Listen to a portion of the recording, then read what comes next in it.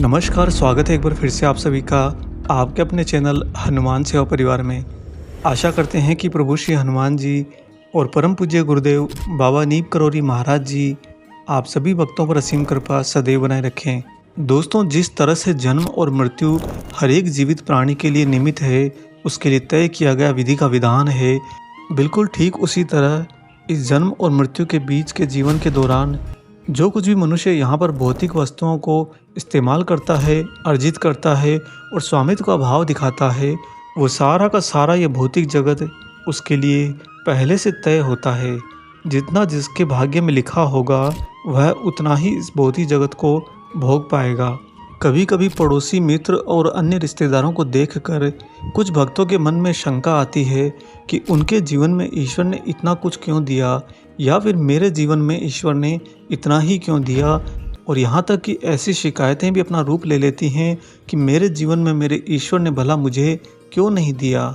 यहाँ पर वह भक्त ईश्वर की इस सुंदर रचना को तो समझ ही नहीं पाता कि जो कुछ भी वह भोग सकता है और जो कुछ भी उसके आसपास के लोग भोग सकते हैं, बस उन्हें उतना ही दिया जाता है इस प्रकृति के द्वारा, इस विधि के विधान के द्वारा।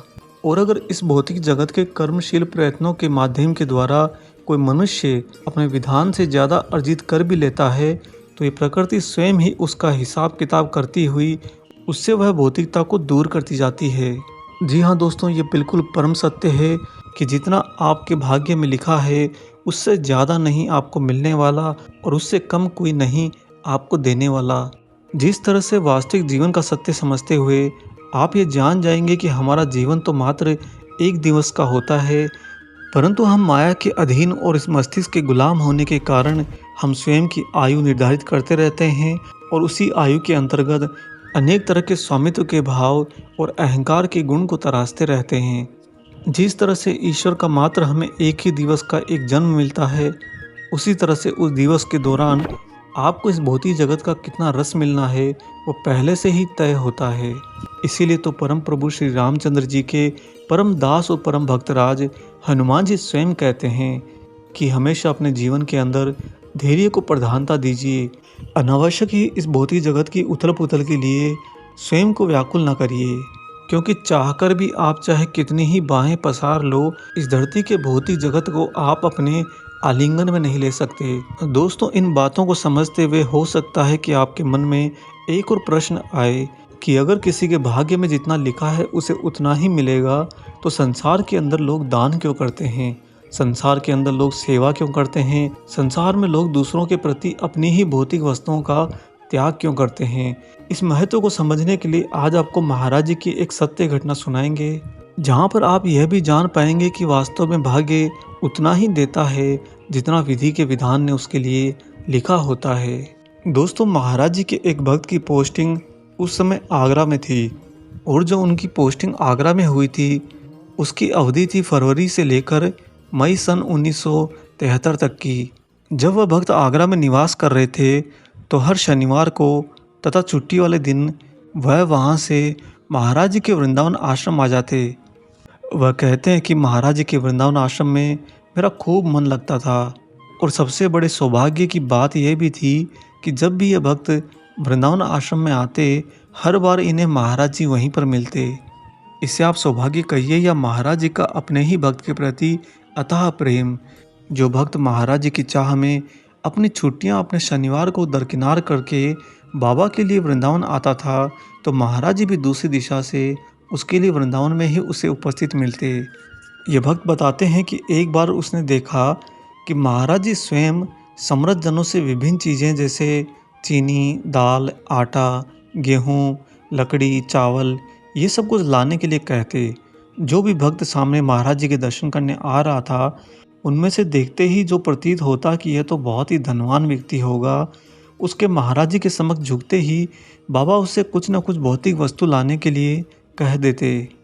महाराज जी को यह सब कुछ करते देखकर यह भक्त थोड़ा सा परेशान सा हो गया, क्योंकि यह भक्त जानता था कि महाराज जी तो स्वयं ही सर्वसमर्थ हैं, स्वयं ही चमत्कार लीलाएं आसानी से कर सकते हैं। अतः उसके मन में यह सवाल घर करने लगा कि स्वयं सिद्ध बाबा जी, जिनकी खुद की लीलाओं से न मालूम कितने भूखे प्यासों का भरण पोषण हो रहा है, वह भला ऐसा आचरण क्यों कर रहे हैं कि समृद्ध लोगों से दाल, आटा, चावल, गेहूँ ये सब कुछ मांग रहे हैं।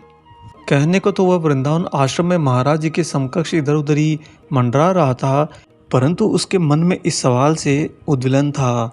इसलिए रात को वह वृंदावन आश्रम में सही से नींद में सो भी नहीं पाया। बस लेटा लेटा और करवट बदलता बदलता एक ही बात बार बार सोचता कि महाराज जी इतने सिद्ध हैं तो भला उनको ये सब करने की क्या आवश्यकता है, और महाराज जी इतना सारा धन धान चावल सब कुछ मंगा कर वास्तव में क्या करना चाहते हैं। क्या बाबा जो दिखते हैं वो नहीं हैं? ऐसे प्रश्नों के बाद में भी उस भक्त का मन एक बात पर आकर फिर से अटकता कि महाराज जी तो स्वयं हनुमान हैं, मैं भला इस बात को कैसे नकार सकता हूँ। दोस्तों, उस दिन पूरी रात को यह भक्त सही से सो भी नहीं पा रहा था। मन में तमाम तरह के तर्क कुतर्क उठते रहते थे। नई नई शंकाएं बार बार जन्म लेती। तभी महाराज जी ने उसकी शंकाएं सारी दूर कर दी। अचानक से उसकी आंख लगी और सपने में उसी के कमरे में महाराज जी उसके सामने खड़े हुए उसे दर्शन दिए। बाबा जी ने हाथ उठाकर आशीर्वाद देते हुए उससे कहा कि तू तो बावला है, समझता नहीं, मैं किसी का एक तिनका भी नहीं लेता। मैं तो इनसे वही देने को कहता हूँ जो वास्तव में इनके भोग में है ही नहीं, जो या तो अस्पतालों में जाएगा या अदालतों में या स्वयं नष्ट हो जाएगा और आगे भी किसी और को नष्ट करेगा। और इनसे वही लेकर मैं इन्हीं का तो कोष बढ़ा रहा हूँ और इनके न भोगने वाला भोग को काट रहा हूँ और इन्हीं के कल्याण के लिए उसे ही जन जन में वितरित करता हूँ। ये भक्त बड़े ही इत्मीनान से महाराज जी की कही सारी बातें सुन रहा था। साथ ही साथ में वह हृदय में महाराज जी की और ज़्यादा प्रभुता को प्राप्त कर रहा था, क्योंकि अब तक वह महाराज जी को सिर्फ देने वाला और सर्वसमर्थ समझता था। लेकिन आज वह ये जान पाया कि महाराज जी तो अपने भक्तों के जितना उनके भाग्य में ना लिखा है, अगर वह उनके पास में आ भी जाए तो वह उन्हें क्षति न पहुंचा सके, उनका कोई नुकसान न कर सके।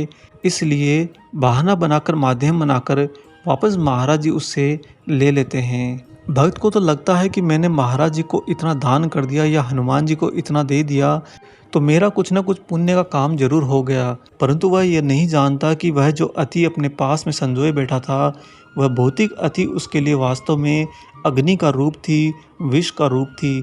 उसे उसके जीवन में, उसके जीवित रहते हुए उसी अग्नि और उसी विष से बचाने के लिए महाराज जी ऐसी खास कृपा करते हैं कि उस भक्त को प्रेरणा देकर स्वयं तक बुलाते हैं और उससे कुछ न कुछ दान दक्षिणा करवाकर दूसरों का भरण पोषण करते हैं।